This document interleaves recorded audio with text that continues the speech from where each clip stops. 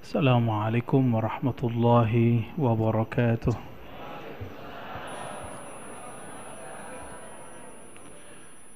Alhamdulillahilladzi bini'matihi abadnahu wa arafnahu wa nashhadu an la ilaha illallah wa nashhadu anna Muhammadan abduhu wa rasuluh. Allahumma salli wa sallim wa barik ala sayyidina Muhammad wa ala alihi wa ashabihi wa li baitihi wa dhurriyyatihi ajma'in. Amma ba'd.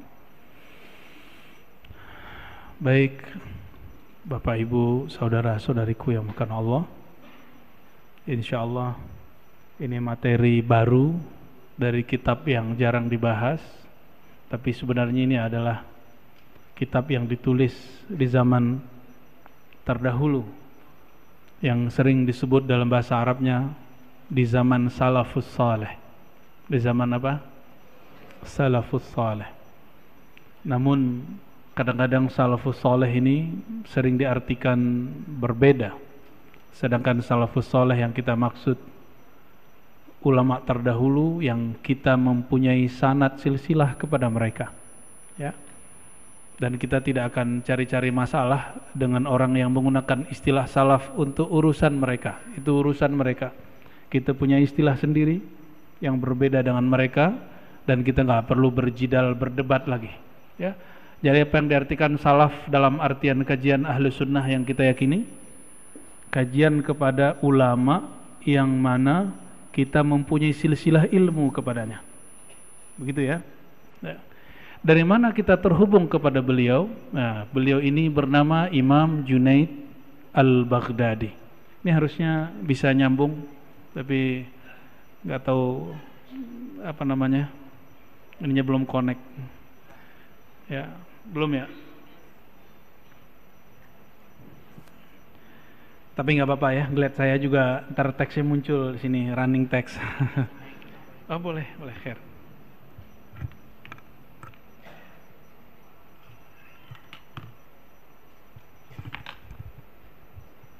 Nah, silakan Ustaz.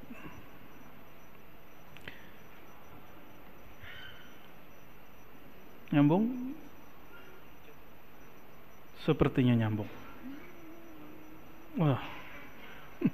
Itu sudah ya. Bismillah. Ini kitabnya, bisa baca nggak? Ya. Ini covernya. Oh, bukan. Ini cover dalamnya. Fit Tauhid. Maksudnya risalah, surat. Orang dulu kalau nulis kitab kecil-kecil, karena kertasnya mahal, seperti di Mauritania, di Senegal. Kebetulan ada kawan kita hendak bertugas ke sana, dan dia mengabarkan kepada saya, di Mauritania seperti beberapa dekade lalu, zaman-zaman ayah saya masuk SD, kertas mahal, jadi orang dulu cari, termasuk pulpen itu mahal. Gak usah jauh-jauh lah, zaman kecil saya juga kayaknya rumit gitu beli pulpen itu, tengkar dulu sama saudara. Ya, saking mahalnya. Dulu kertas itu kan ada yang isi berapa? 25, ada yang 40, ada yang, untuk beli yang 25 aja kayaknya berantem sama harimau dulu. Mahal. Sampai sekarang mereka begitu. Jadi mereka itu kalau nyatet dicari dia batu yang tipis, nanti dia catat, mereka langsung hafalkan lalu dihapus. Maka orang dulu nggak sempat nulis kitab panjang-panjang. Kalau panjang maka berjilid-jilid, ya, diambil mungkin pelepah kurma, atau ditunggu musim orang-orang nyembelih domba, nanti kulitnya dikeringin, nanti kumpul sampai muncul teknologi papirus. Kertas itu diambil dari pohon lalu dipipih-pipih gitu seperti deluang. Ya, saya meneliti tentang tulisan yang ditulis di deluang itu lama dan jadi manuskrip. Penelitian ini hasilnya tesis S2 tentang akidah ulama zaman kertas belum dicetak. Insya Allah bulan ini, bulan Agustus ya, bulan depan berarti. Ini tanggal 1 apa tanggal 31? Oh besok. Insya Allah bulan besok itu dicetak. Kenapa saya undur nyetaknya setelah jadi S3? Bukan nunggu dokter dulu, bukan. Karena waktu saya mau nyetak 2016, saya tamatnya 2010 atau 11 ya. Mau nyetak 2016 ternyata kalimat Nusantara dipolitisasi. Sedangkan judul tesis saya Akidah Ulama Nusantara. Khususnya ulama yang berzikir, yang bertarekat sufi. Apa akidahnya?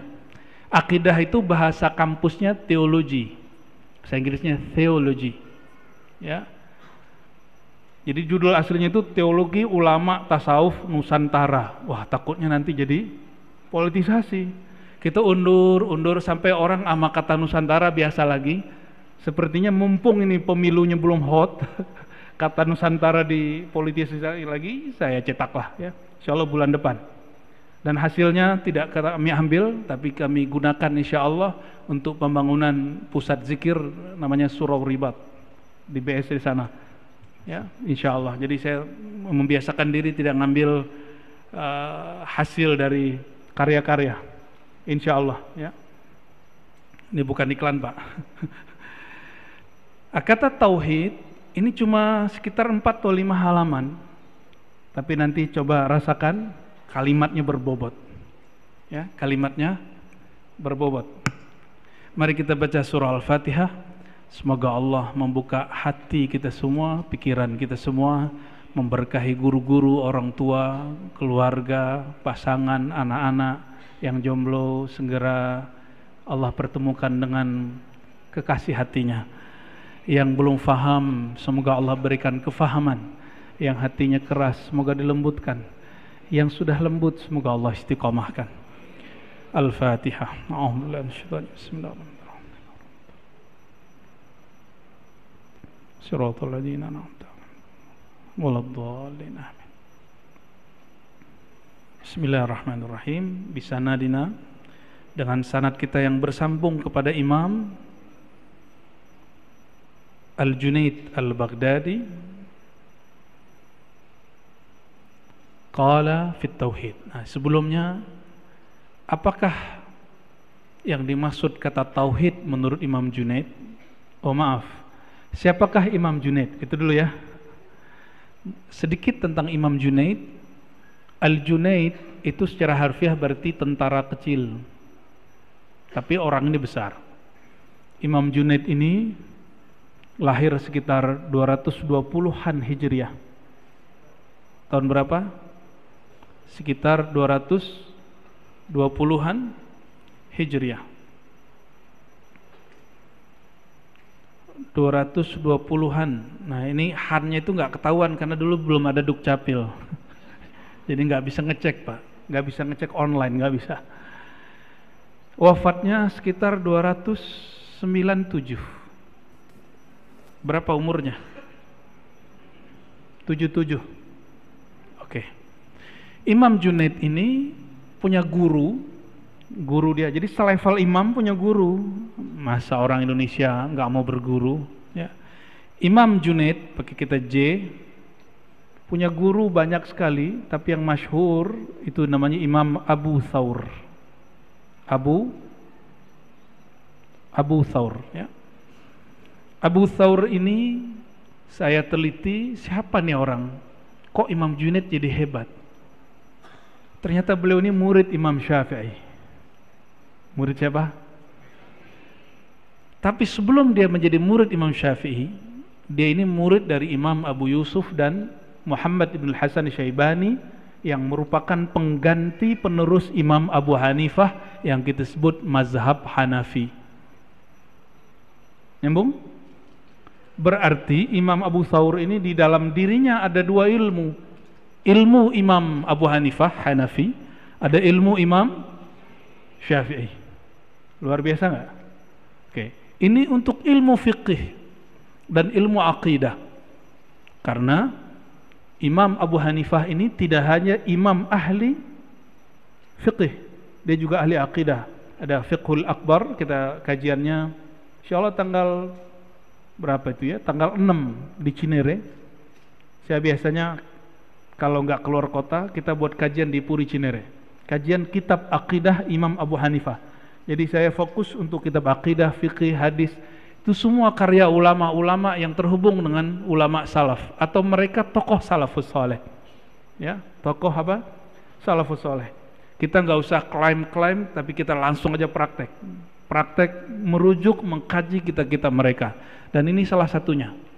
Kenapa kitab ini saya pilih? Karena kitab ini sebelum Imam Asy'ari masyhur.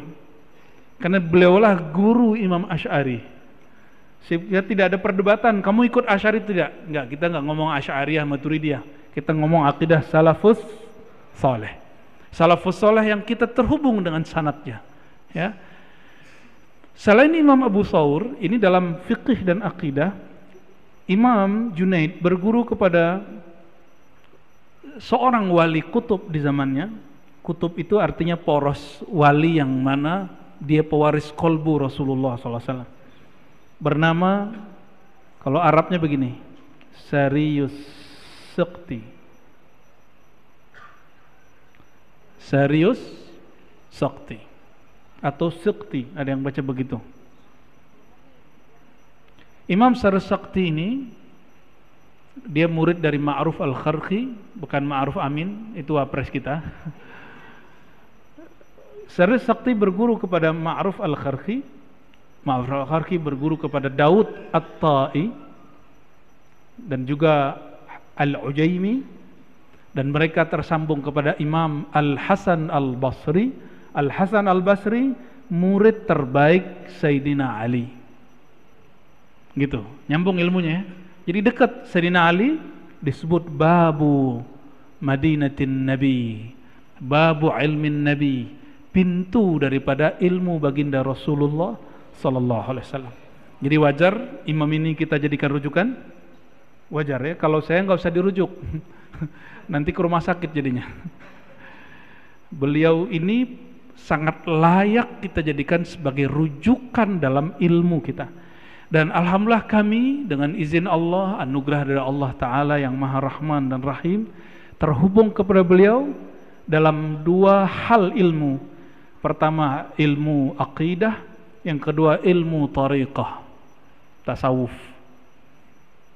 Ilmu aqidah, ilmu tariqah, tasawuf.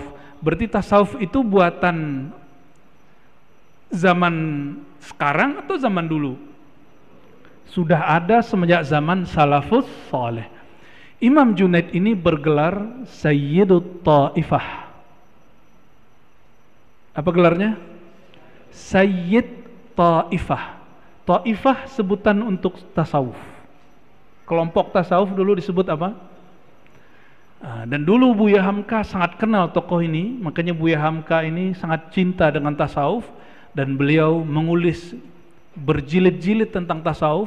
Lalu ada artikel setiap keluar, ada satu majalah namanya apa dulu? Panjimas, ya, bukan Panji Gumilang Pak Ibu. Panjimas itu setiap kali terbit, dulu nggak tahu berapa kali sebulan, sekali sebulan Pak, ya, yang zaman-zaman itu. Buku dia yang judulnya Tasawuf Modern itu adalah kumpulan artikel tentang tasawuf, hasil bacaan dia daripada kitab Ihya Ulumuddin yang merupakan karya Imam Ghazali, yang boleh disebut Imam Junaid zamannya. Jadi Imam Ghazali itu disebut apa? Imam Junaid zamannya. Maka kita, kalau kita sebut akidahku Ahlus Sunnah, riwayat Imam Asy'ari Maturidi, tariqah tasawufku riwayat Imam Ghazali, manhaj Imam Junaid, gitu. Itu yang menjadi kaidah kita. Namun namanya tariqah lebih banyak dari mazhab. Kalau akidah Ahlussunnah riwayatnya cuma dua, Asy'ari, Maturidi. Di luar itu ada Tahawi tapi kurang masyhur. Saya ada buku kecil tentang Tahawi. Berarti kalau sama Tahawi 3, tapi nggak masyhur. Yang masyhur 2. Tapi di luar itu ada Ibnu Taimiyah ngaku Ahlussunnah juga. Berarti muncul Ahlussunnah versi lain. Ya udah berapa tuh? Udah 4, ya. Dari Ibnu Taimiyah muncul nanti kelompok Salafi Wahabi, mengaku Ahlussunnah juga.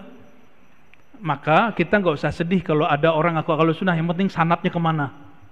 Kamu Ahlussunnah yang mana gitu. Kalau di Indonesia kan Muhammadiyah, Berkemajuan, NU, apa namanya? NU apa? Waduh, lupa ya. Ada itu slogan, sebenarnya ujungnya sama, Ahlussunnah wal Jamaah. Jadi jangan terjebak, nanti jika ada orang yang menghina dua ormas ini, termasuk yang ada di pulau-pulau lain yang besar kayak Perti, Al Khairat, Nahdlatul Watan, itu semua sayap-sayap Ahlussunnah wal Jamaah dan akidahnya sama, tasawufnya sama. Tapi karena thariqah tasawuf itu beragam, maka kadang-kadang jangankan antara thariqah, sesama thariqah aja udah beda. Ya, misalnya meninggal Abah Hanom, itu muridnya masih sama TKN, itu sudah beda. Dan itu sebenarnya rahmat, bukan azab. Ya, cuma nih orang-orang kadang beda dikit jadi masalah. Biasa aja. Thariqah saya ada beberapa. Naqsyabandi saya juga beda dengan Naqsyabandi yang bagian mana. Syazili saya juga beda dengan Syazili yang mana. Tapi sanadnya ketemu, prinsipnya sama. Dalam ilmu akidah juga ibarat-ibarat itu beragam. Nah, insya Allah ke depan kita akan mencoba mengupas akidah Imam Salafus Saleh bila niza'. Akidah Imam Salafus Saleh yang disepakati kesalafiannya tanpa perdebatan. Al-Imam Junaid al-Baghdadi. Kenapa disebut Baghdadi? Karena dia besar, bahkan lahir di sana, tapi dia pernah lama di suatu negeri yang sekarang menjadi irama bagus dalam bacaan Quran, yaitu kota Nahawan. Pernah dengar? Nahawan, orang Nahawan itu kalau baca Quran itu indah sekali, suaranya merdu, ya. 2 hari lalu saya belajar kepada kakak sepupu saya, itu irama Nahawan, indahnya bukan main. Nah, beliau ini dibentuk dari tradisi orang yang kalau baca Qurannya indah, penanda kalau kolbunya lembut, penanda orangnya romantis, cuma tajam gitu. Imam Junaid ini tajam kalau ngomong. Nah, ini risalah kitab yang beliau tulis, hadiah untuk kita semua. Inilah salah satu penghubung antara kita dan imam-imam salafus saleh. Maka jika ada akidah kita yang kurang tepat, kita sesuaikan dengan mereka. Bukan akidah mereka harus sesuaikan sama kita. Oke? Bismillahirrahmanirrahim. Fit tauhid. Apa itu tauhid? Kata tauhid berarti dari kata wahada yuwahidu. Berarti dari kata tauhid, satu, atau ahada yuah. Tapi nggak ada orang baca yuahidu, tetap bacanya yuwahidu tauhidan. Kalimat itu dalam bahasa Arab disebut tasrif atau derivasi, wahada atau ahada yuahidu tauhidan. Tauhid berarti cara untuk memahami keesaan ketunggalan Allah Subhanahu wa ta'ala. Maka satunya Allah lain dengan satunya kita. Kita sebut nih satu, tapi kalau satu kita ada duanya, ada zeronya, ada nolnya. Kalau satu dalam pemahaman kita menyebut nama Allah, inilah yang akan dibahas oleh beliau. Nah, ilmu tauhid itu sebutan untuk beberapa istilah. Ada istilah yang disebut kalau di kampus teologi. Pernah dengar? Istilah teologi ini aslinya berkembang di barat. Theos dari bahasa Yunani, theos berarti Tuhan. Karena bahasa itu berinteraksi, maka saling serap menyerap. Masuk ke bahasa Arab ditulisnya begini, theology, begitu tulisannya, pakai tha, theology. Artinya apa? Logi berarti ilmu, theo Tuhan, ilmu tentang ketuhanan. Yang suka nonton film Turki atau belajar bahasa Turki, dalam bahasa Turki diistilahkan dengan ilahiyat. Begini, ilahiyat atau ilahiyat kalau bahasa Arabnya, ilmu tentang ketuhanan. Kalau di pesantren kita sebutnya kitab akidah atau kitab ilmu kalam. Apa istilahnya? Istilah kalam berubah-ubah masa per masa. Silakan lihat kajian-kajian akidah saya sebelum tahun 2020. Videonya mungkin sudah sangat lama. Lihat bagian kajian-kajian tentang akidah Tahawi. Nanti saya jelasin tentang apa itu kalam, perbedaan istilah kalam abad kedua dengan abad ketiga. Sederhananya, kalam di abad kedua negatif, itu identik dengan aliran Mu'tazilah yang dianggap berbeda dan menyimpang dari Ahlus Sunnah.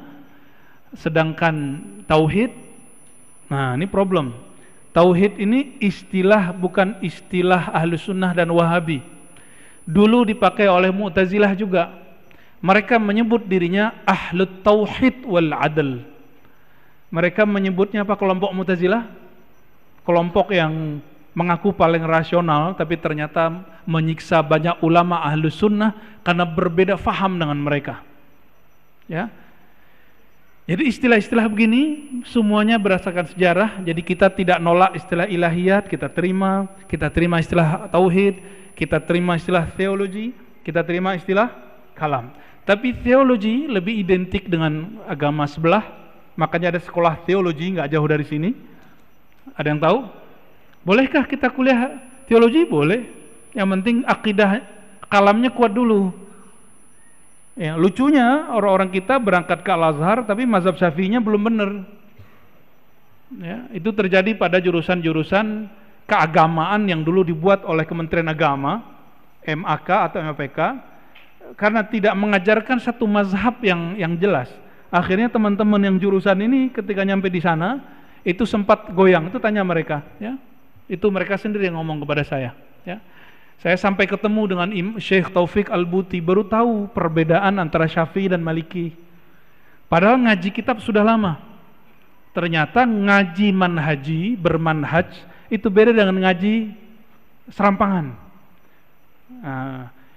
Maka model itu yang tadinya kami ngajinya khusus diuji dulu, selesai ngaji ujian lagi. Kalau nggak lolos nggak boleh lagi ikut tahun besok. Model itu saya bawa ke sini. Dan Bapak Ibu nggak perlu ujian, cukup nikmati. Ya, saya berpikir ya Allah, sayang kalau kenikmatan ini cuma saya yang menikmati. Kelezatan ilmu salafus soleh ini cuma beberapa orang yang bisa bahasa Arab yang menikmati. Maka saya berdoa ya Allah izinkan hamba-Mu ini membuka ilmu ini dengan bahasa yang bisa dipahami oleh siapapun yang tidak pernah nyantri. Ya, semoga Allah kabulkan. Amin rabbal alamin. Coba tes dulu. Dari tadi saya paham nggak ngomong apa? Saya ngomong apa nih, paham nggak? Paham ya. Jadi tauhid itu disebut apa aja? Kalam, teologi, apa lagi? Nyontek ya. Oh udah nggak ada. Ini hilang ya. Ya, mohon operator dimunculkan lagi. Oke. Kita masuk ke kalimat beliau yang pertama. Bisa nadina dengan sanad kita yang bersambung dengan beliau, qala i'lam, ya, ketahuilah. Di sini a'lam, ya. Yang tepat i'lam. Ketahuilah. Perhatikan, ini penting sekali. Inna awwala. Oke, saya zoom dulu ya. Sepertinya ini kecil.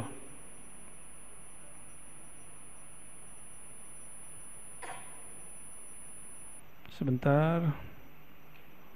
Ribet ya. Nah, ini baru bisa di zoom. I'lam, kecil lagi dia.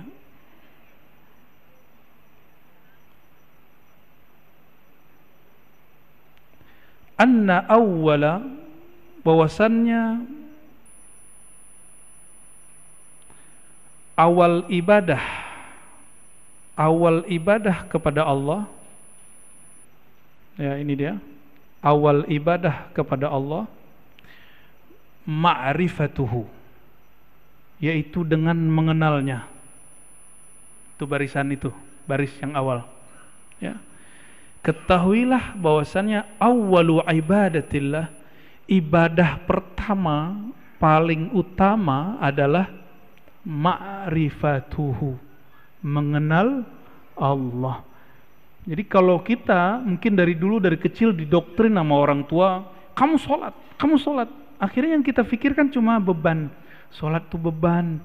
Sampai teman saya dulu di filsafat ngomong begini, aku ini kalau bukan karena makku wasiatkan sholat, aku nggak sholat, kata. Sampai begitu. Awal ibadah pertama, terutama, paling tinggi. Apa ibadah paling tinggi? Ma'rifatullah, ma'rifatuhu, itu dia. Kalau dalam bahasa ilmu kalam, ini bahasa ilmu kalam dan bahasa tasawuf, awwaluddin ma'rifatullah, awal agama, dia lebih kencang lagi, awal agama menyembah Allah. Ternyata diambil dari surat Al-Bayyinah, ayat berapa itu Ustaz? Ayat 5 ya. Wa ma umiru illa liya'budullaha mukhlishina lahuddin. Wa ma umiru, tidaklah mereka ahli kitab, orang-orang terdahulu diperintah. Berarti kalau perintah ibadah enggak? Illa, kecuali hanya untuk beribadah kepada Allah. Apa ibadah itu? Kata Imam Junaid, ma'rifatuhu, mengenal Allah Subhanahu wa taala. Mengenal Allah itu ibadah. Lalu apa yang beribadah? Kan enggak ruku, enggak sujud. Oh, ternyata ibadah itu ada tingkatan-tingkatannya. Ada ibadah badan, ruku, sujud. Ada ibadah akal, bertafakkur. Ada ibadah qalbu, berzikir. Ada ibadah ruh, ma'rifatullah. Jadi ruh kita, rohani kita, ibadahnya apa? Mengenal Allah. Maka setiap kali orang bertambah ma'rifatnya kepada Allah, kualitas sholat yang tadi 2 rakaat naik. Itulah yang disebut dalam hadis Nabi, orang yang tidur alim lebih ditakuti syaitan daripada orang jahil sholat. Mulai paham? Karena ruh tidak pernah tidur. Ingat, ruh tidak pernah, ruh itu hanya terhalang. Dia terhalang oleh cinta dunia, pikiran dunia. Dunia itu ada materi, ada imateri. Materi, duit, rumah, pasangan, anak, apalagi imateri, popularitas, posisi, dihargai, ya, viral, itu dunia. Itu dunia. Orang yang cinta kepada ini, itulah Tuhan dia. Itulah Tuhan dia. Maka tiap hari cek siapa yang nonton saya, siapa yang like, ya, siapa yang share. Untung udah gak punya Facebook. Udah gak punya Facebook. Tapi kalau emang sudah kebutuhan punya begitu, antum ganti perspektifnya. Niatkan untuk menebar kebaikan. Bisa juga boleh, nggak apa-apa kok. Ya. Jadi apa awal ibadah? Saya ulangi, ibadah badan, ruku dan sujud, bentuknya sholat. Ibadah akal, tafakkur. Ibadah qalbu, zikir. Ibadah ruh, ma'rifatullah, mengenal.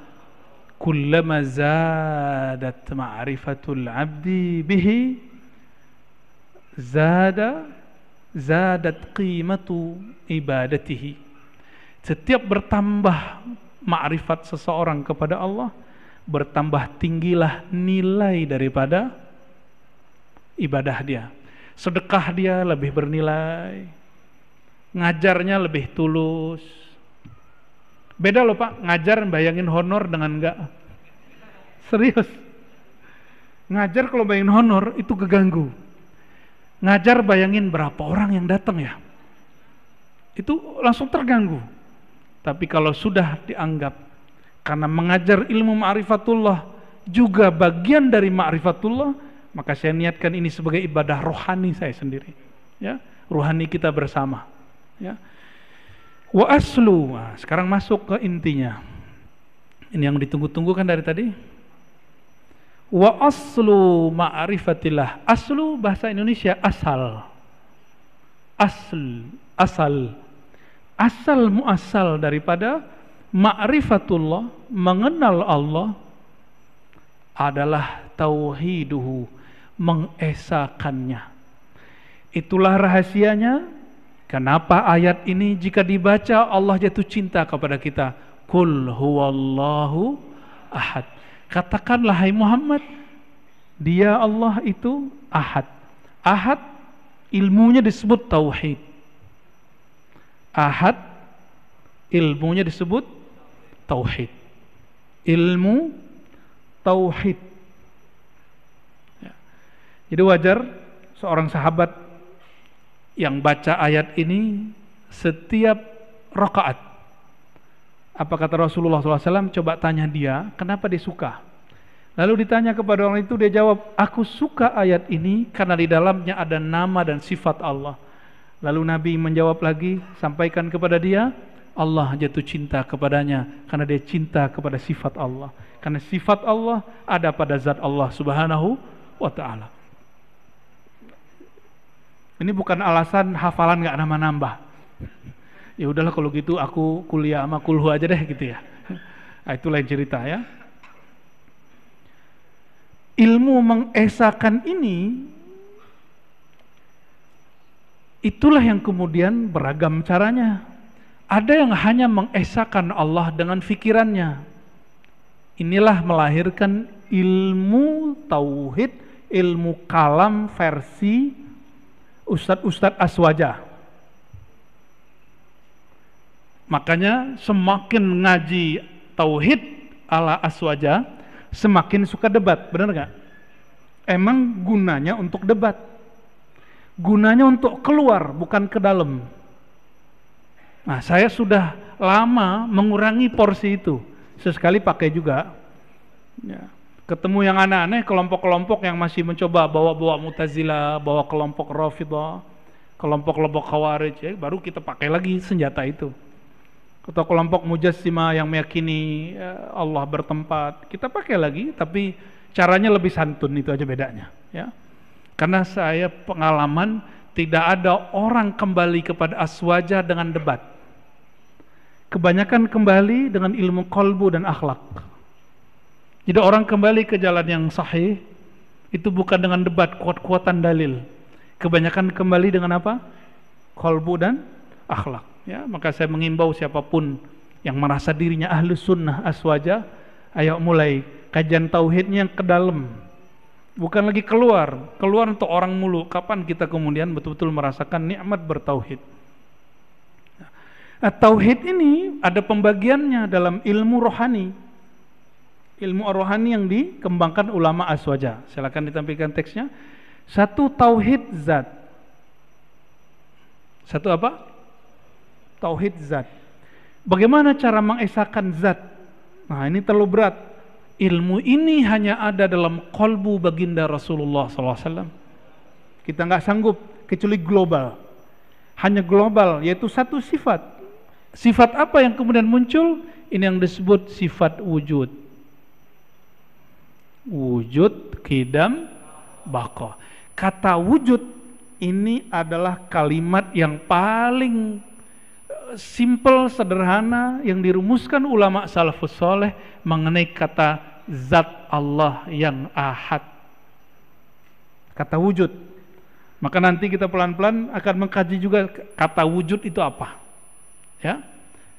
Ini wujud semua nggak nih? Nah, ini yang gampang aja.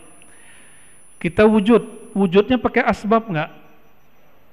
Ya, disebabkan sesuatu atau nongol sendiri di dunia? Kayak Sunggokong keluar dari batu. Atau ini ada asbab. Siapa asbabnya? Nah, Allah ingin kasih tahu bahwa ada loh orang tanpa ayah, tanpa ibu jadi. Siapa itu? Nabi Adam. Ada yang punya ayah nggak punya ibu, lahir. Hawa. Ada yang tanpa ayah, ada ibu. Nah, kita jenis yang mana? Ada ayah, ada Isa. Sekarang beda soalnya. Maryam sekarang udah beda. Maryam sekarang belum akad aja. Bapaknya nggak ada karena belum akad. Ini yang sederhana, belum versi rasa, masih versi akal, pikiran. Beda wujud saya dengan wujud Allah. Saya berwujud karena disebabkan oleh sebab-sebab sebelumnya. Dan semua sebab ini diciptakan oleh Maha Pencipta sebab. Disebut bahasa Arabnya musabbibul asbab, pencipta sebab. Bahasa Qur'annya Qul huwallahu ahad, gitu. Sederhana? Ini versi sederhananya, yang ribetnya nanti ke kampus atau ke pesantren atau ke surau, nanti surau ribet kita buat, baru kita buat yang ribet ya, sampai garuk-garuk kepala gitu ya, baru saya seneng tuh liatnya. Jadi tauhid pertama apa? Tauhid zat. Sudah habis? Azan dulu dah. Fadal. Baik, kita lanjutkan sedikit. Wa aslu ma'rifatillahi tauhiduhu, asal ma'rifat mentauhidkan Allah. Dan tauhid itu beragam, ada tauhid zat. Kita sudah simpulkan tadi dalam kata wujud ya. Allah wujud tanpa sebab, bahkan semua sebab bersumber dari Allah SWT. Oleh karena itu jangan tanyakan Allah berasal dari mana ya. Sebenarnya ini masih banyak tentang tauhid zat, ini ringkas aja supaya nanti jelas kurikulum kita kemana. Ada yang kedua, tauhid sifat. Sifat dalam bahasa Arab bukan sifat dalam bahasa Indonesia yang berarti karakter. Sifat dalam bahasa Arab berarti sesuatu keterangan tentang dia, sesuatu yang melekat pada dirinya. Contohnya kita sebut ulama fulan alim. Kata alim itu disebut sifat. Kalau sifat bahasa Indonesia pemarah gitu, pembenci, pendendam, bukan itu. Itu disebut tabiat atau akhlak mazmumah. Ya, bukan itu sifat. Nah, sifat ini nanti inilah yang kita pelajari, sifat 20 yang menjadi ciri khas ahlus sunnah wal jamaah, yang mulai dibid'ahkan oleh orang-orang yang mereka ingin mengaburkan pemahaman ahlus sunnah atau salah faham tentang ahlus sunnah. Barangkali yang kedua, kebanyakan salah faham tentang ahlus sunnah. Jadi ini pembagiannya bukan uluhiyah, rububiyah, asma was sifat. Itu bukan sanad kita. Itu sanad ke Ibnu Taimiyah. Jadi ada yang bertanya, bukannya Ustadz Buya tauhid itu uluhiyah 2, rububiyah, asma was sifat 3. Bukan, itu bukan pembagian versi ahlus sunnah jalur ulama salaf kita. Itu mungkin salaf yang lain. Kita nggak perlu juga berdebat dengan mereka, tapi versi kita ini. Oke? Maka disebut tauhid zatiyah, tauhid sifatiyah. Yang kedua, fi'il atau perbuatan atau af'al ya. Af'al. Nah, ini kunci tauhid af'al, kunci memahami takdir. Kunci memahami apa? Orang paham bab af'al jadi wali Allah. Kalau nggak paham, gagal paham jadi dukun. Karena ujungnya kun, salah paham jadi Yang terakhir asma. Ini bukan asma nama orang. Asma jamak dari ism, nama. Nah, nanti turunannya belajar sifat nama-nama asmaul husna. Nah, nanti saya akan hantarkan, karena belajar sifat 20 sudah ramai. Nanti di tengah ini kita akan langsung masuk ke al-asmaul husna. Karena itu bagian dari belajar tauhid. Kata operator nih tadi ada yang nanya online, benar. Silakan dibacakan. Iya Bu ya, mohon diberikan jawabannya. Pertanyaan dari penonton YouTube ya. Beliau bertanya dari, namanya gak usah disebut ya. Kalau tidak tahu sanad yang diikuti, hukumnya bagaimana? Oke. Mengetahui sanad atau silsilah ilmu kewajiban saya, kewajiban orang yang mengajar ilmu, guru, syaikh. Dan tidak semua ustadz juga tahu sanad. Yang kalau ustadz itu yang penting dia tahu gurunya siapa.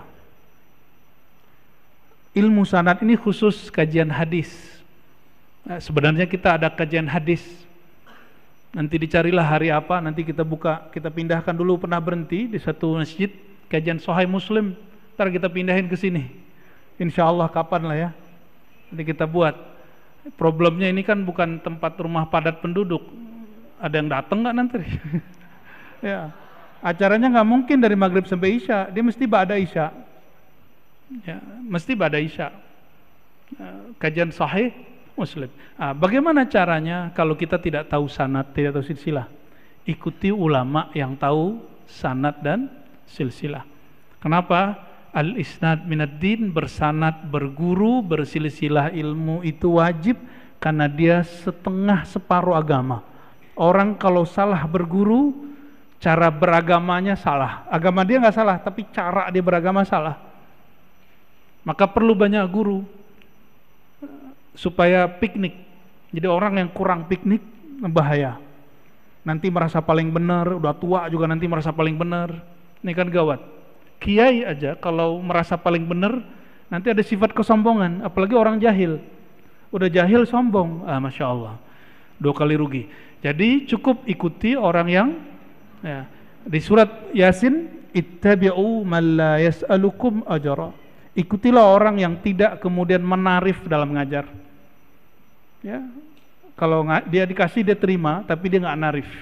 Itu pesan guru saya dulu, Kiai Ali Mustafa Yakub. Ya, kamu cari orang yang tidak bikin tarif. Coba nalkin zikir, ditarif berapa antum mau beli nama Allah? Kalau kaligrafi bisa dijual, berapa harga kaligrafi? Ya, berapa? 2 juta, murah itu. Coba nama Allah masuk ke kolbu, bisa beli nggak? Itu mahar masuk ke alam barzakh itu. Ya, mahar ketemu Allah itu. Orang mau naik pesawat aja mahal, mau ketemu presidennya sulit, mau ketemu kiai aja susah. Ini mau ketemu Allah, ditalkin oleh guru, mau pakai tarif gimana? Makanya guru kami berpesan dulu, seorang mu'alim, seorang guru, syaikh, mursyid, ustadz, di kolbunya harus lebih tinggi sifat rahmah, kasih sayang daripada sifat-sifat yang lain. Rahmah ini menyayangi tanpa batas. Karena sayang diajarkan. Coba kalau karena gengsi, lain cerita. Bapak Ibu yang dimuliakan Allah, maka kesimpulan kajian kita pada malam ini, sore ini, bahwa ibadah tertinggi, ibadah paling awal adalah ma'rifatullah, dan basic ma'rifatullah adalah pada kata ahad, kul huwallahu ahad, dan ahad ada pada 4 macam, zat, sifat, af'al, perbuatan, terakhir asma. Nanti kurikulum kajian kita akan mengikuti pola-pola itu, insya Allah. Semoga Allah permudah dan Allah rahmati apa yang kita lakukan. Nasallallahu afwa wal afiyah.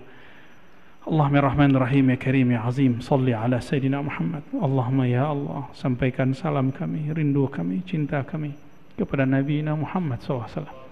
Allahumma ya Allah, ya alim, ya alim, ya ahad, ya samad. Yang Allah yang maha tahu apa yang hendak kami lakukan, apa yang sedang kami lakukan. Kami ya Allah sedang ingin belajar tentang Engkau, sedang ingin mencapai ibadah tertinggi, yaitu mengenal Engkau. Fayassirna wa waffiqna ya Rabbana, maka mudahkanlah kami mengenal Engkau, mudahkanlah urusan kami dalam mengenal Engkau. Mudahkanlah urusan guru-guru kami yang mengajarkan ma'rifatullah. Mudahkan urusan semua orang yang hadir yang belajar ma'rifatullah. Allahumma waffiqna li ta'atika. Ya Allah, beri hidayahlah kami untuk selalu istiqamah, untuk mentauhidkan Allah, untuk mema'rifatkan Engkau. Ya Allah, tubuh ini selalu bermaksiat, kalbu ini pasti sering lupa, tapi izinkan ya Allah agar rohani kami kembali mengenal Engkau, kembali kepada ya Tuhan nafsul mutmainnah, jiwa yang tenang karena mengenal Engkau. Rabbana atina fid dunya hasanah wa fil akhirati hasanah wa qina adzabannar. Walhamdulillahi rabbil alamin. Subhanakallahumma wa bihamdika asyhadu an la ilaha illa anta astaghfiruka wa atubu ilaik. Assalamualaikum warahmatullahi wabarakatuh.